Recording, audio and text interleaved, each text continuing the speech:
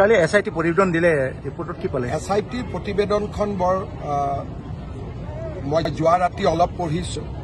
যথেষ্ট গুৰুতৰ অভিযোগ আছে আৰু যথেষ্ট চিন্তনীয়।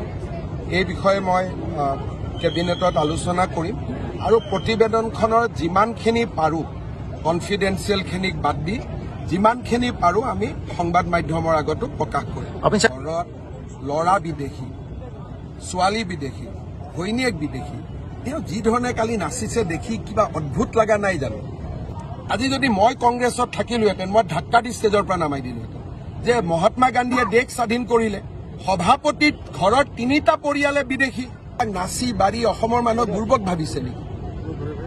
অসমৰ মানুহ বুৰ্বক নেকি? তেলে আমাকো ব্ৰিটিছৰ পাছপোৰ্ট বনাই দিয়ক। যদি ব্ৰিটিছতে পাছপোৰ্ট হ'ব লাগে, চাহ বাগিচা ল'ৰাজনকো ব্ৰিটিছ বনাই দিয়ক, বড়ো মানুহজনকো ব্ৰিটিছ বনাই দিয়ক, ৰাভাজনকো ব্ৰিটিছ বনাই দিয়ক। এটা ফটো আমি নহয় নেকি?